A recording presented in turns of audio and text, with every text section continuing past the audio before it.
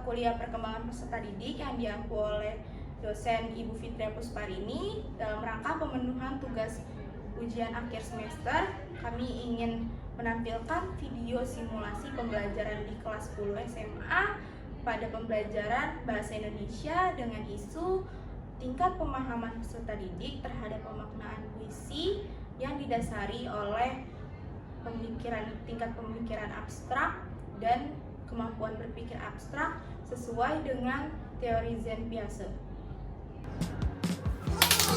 Assalamualaikum warahmatullahi wabarakatuh. Selamat pagi anak-anak semua. Waalaikumsalam warahmatullahi wabarakatuh. Selamat pagi Bu. Gimana nih kabarnya hari ini? Baik, alhamdulillah. Pembahasan materi kita hari ini nih. Kalian bisa baca materi hari ini apa judulnya? Berkarya dan berekspresi melalui puisi.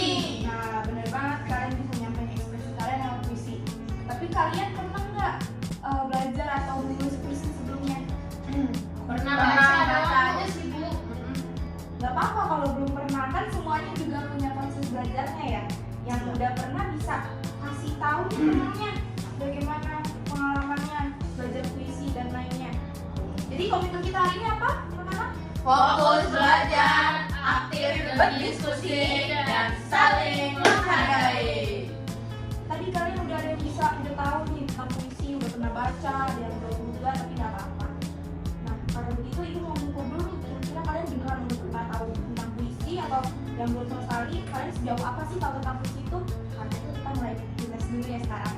Saya jamin seru banget ini. Kalian boleh keluarin gitunya sekarang. Buat sekarang aja ya ini ya. Nanti setelahnya kita fokus lagi ke materi. Ayo anak-anak silakan join sekarang bergabung ke permainannya, kuisnya.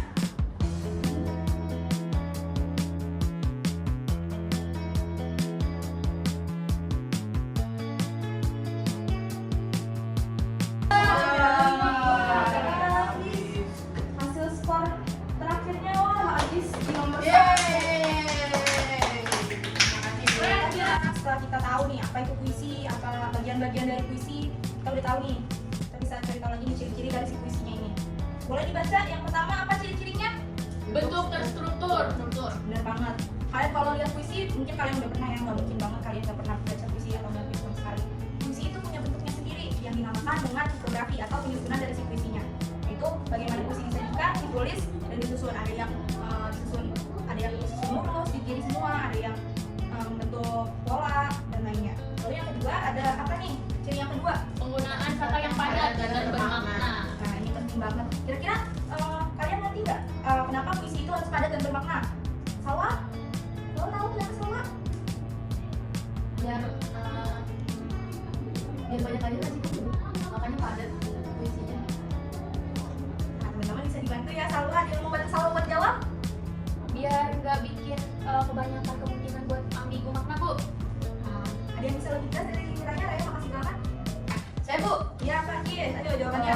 Puisi itu harus padat dan bermakna, biar bahasanya itu nggak bertele-tele dan mudah dibacanya Bu. kalau panjang juga itu cerpen Bu. Bener Bu. Iya bener banget. Kalian sekarang tahu kan bedanya puisi itu sama cerpen itu apa? Salah satunya ini karena puisi itu lebih padat. Kenapa puisi lebih padat? Karena kalau misalkan panjang itu cerpen. Kalau puisi itu berfungsinya untuk menyampaikan apa yang ingin disampaikan dari pikiran dan perasaan si penulis melalui kata-kata yang padat dan tetap mempunyai makna. Jadi bagaimana kalian menyusun puisi nanti harus tetap bermakna namun dengan penyusunan kalimat-kalimat yang padat dan tersusun. Lalu yang ketiga apa? Mengandung imajinasi dan perasaan. Nah, mengandung imajinasi dan perasaan. Ketika kalian menulis puisi, itu pasti kalian menggunakan imajinasi dan perasaan. Kayak tadi yang di definisi, pada definisi kan sudah dijelaskan bahwa puisi itu adalah pengungkapan dari perasaan dan pikiran si penulis. Jadi ketika menulis puisi itu kita menggunakan imajinasi dan perasaan. Contohnya, ketika kalian merasa sedih, kalian akan menulis puisi tentang kesedihan, tentang patah hati. Kalau kalian lagi senang, kalian akan menuangkannya tentang kebahagiaan kalian. Lalu yang keempat, Menggunakan majas atau gaya bahasa. nah, di sini ada penggunaan majas atau gaya bahasa. Teman-teman sendiri pernah dengar tentang majas itu apa?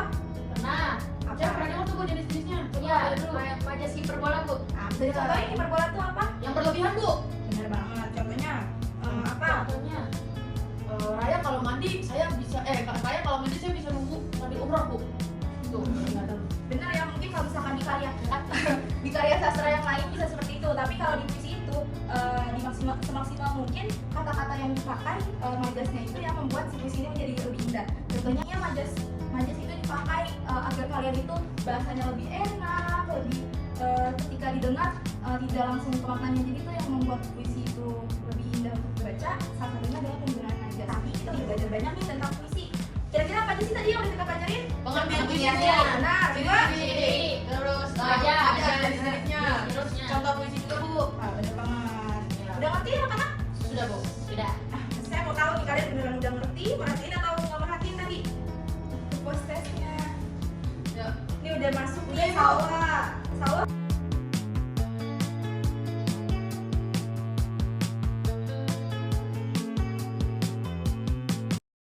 Wah, post testnya udah selesai. Ya. Tugas. Ya, Tugasnya kalian seru banget. Yeay, tugas. Saya jamin tugasnya ini seru banget dan kalian bakal senang ngerjain. Terus apa tuh Bu? Sebelumnya saya minta kalian cari teman berpasangan. Kan ada nggak mau sama aku. Dapat Bu. Udah dapet? Ketemu. Saya kandangin apa gimana Bu? Aduh, Enggak ya? kita bakal menganalisis puisi. Wow. Jadi kalian akan memilih satu puisi yang bakal kalian analisis bersama teman kelompok kalian. Kalian boleh buka videonya sekarang. Oke, kita Yang mau dianalisis bahas unsur batin atau unsur fisiknya ya. Tadi udah tahu kan apa aja unsur batin dan unsur fisiknya? Itu boleh kalian teliti. Lalu yang kedua, kalian akan menganalisis makna dari si puisinya tersebut, baik dari pemikiran si penulis, lalu dari kalian, lalu penyajian bagaimana.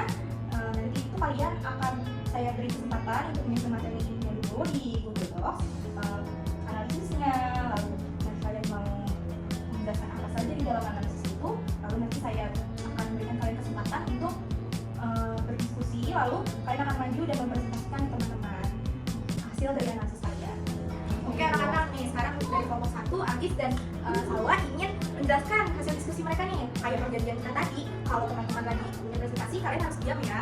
Oke Bu. Harus memperhatikan juga. Boleh Salwa dan Agis dimulai? Oke teman-teman semua, saya akan membacakan menganalisis puisi aku karya Khairil Anwar. Pertama nih teman-teman, tema utama ini nih, puisi aku ini dia tuh semangat perjuangan teman-teman, kayak semangat kebebasan, perjuangan, keberanian, dan ketangguhan pertahanan harga dirinya teman-teman. Nah tokoh aku ini nih digambarkan sebagai pribadi yang tidak mudah menyerah, terus berani menghadapi segala rintangan, tapi ini teguh pada prinsipnya itu teman-teman. Terus juga saya menganalisis amanatnya juga. Nah jadi di dalam amanat puisi ini, amanatnya itu tuh pertama jangan mudah menyerah dalam menghadapi cobaan hidup teman-teman tepatnya. Nah yang kedua ini milikilah keberanian untuk mempertahankan keyakinan dan harga diri teman-teman. Terus selanjutnya ada jadilah pribadi yang mandiri, tangguh, dan tidak takut menghadapi resikonya teman-teman. Terus nih yang terakhir teman-teman, kematian ini bukan sesuatu yang harus ditakuti jika seseorang telah hidup dengan penuh makna dan perjuangan teman-teman begitu. Selanjutnya nih tentang menganalisis makna puisi akan dijelaskan oleh rekan saya teman-teman si Aki. Jadi untuk makna puisinya, jadi puisi aku itu menggambarkan tekad seseorang yang menjalani hidup dengan bebas dan penuh keberanian. Tokoh aku itu dia menolak tunduk pada keadaan atau tekanan dari siapapun. Dia tuh lebih memilih menghadapi segala tantangan yang ada, meskipun dia harus terluka bahkan sampai kehilangan nyawanya sendiri, daripada hidup tanpa kebebasan dan martabat. Puisi ini juga mencerminkan semangat individualisme nih teman-teman, dan perjuangan yang menjadi ciri khas dari Khairil Anwar. Dan tokoh aku itu ingin dikenang sebagai sosok yang berjuang sampai akhir, bukan sebagai orang yang pasrah sama keadaan. Nah, puisi aku itu mengandung pesan teman-teman bahwa manusia itu harus punya keberanian, keteguhan hati, dan semangat pantang menyerah dalam menjalani kehidupan. Kebebasan, harga diri, dan keyakinan adalah nilai yang patut dipertahankan meskipun harus menghadapi berbagai resiko. Seperti itu teman-teman, dan sekian dari kelompok kami. Wah, bagus banget ya hasil diskusinya teman-teman. Boleh dikasih applause dulu temannya. Asik, bagus sekali kalian udah menganalisis puisinya dengan baik. Boleh kembali ke tempat duduk? Terima kasih. ya. Selanjutnya untuk maju. Sekarang dari kelompok 2 ini menganalisis puisi apa? Kayak puisi yang tadi Ibu kasih contoh dari bulan Juni. Pak Safati ya, emang menarik banget sih puisinya. Teman-teman didengarkan ya, karena puisi ini sangat menarik juga. Oke. Kalian bisa tahu puisinya. Boleh dimulai? Oke, jadi puisi bulan Juni ini bertemakan cinta yang tulus, sabar, dan penuh keikhlasan. Melalui puisi ini, sang pemikir Joko Damono untuk menyampaikan amanat bahwa kita hendaknya mencintai dengan tulus tanpa selalu mengharapkan balasan. Nah, juga dari puisi ini mengajarkan kita untuk terus bersabar, lalu menghargai proses kehidupan dan percaya bahwa juga waktu yang tepat. Sekian dari kelompok kami, terima kasih. Bagus banget ya, boleh dikasih tepuk tangannya. Ya, karena jam pelajaran kita kali ini selesai ya. Boleh tepuk tangan buat diri semua. Sangat mengapresiasi karena kalian itu udah bisa menangkap makna dari puisi, baik makna yang terlihat maupun makna-makna yang tersirat. Kalian udah bisa mengartikan diksi majas yang ada di puisi, sehingga kalian tuh tahu apa sih yang coba disampaikan oleh si penulis melalui pikiran dan perasaannya.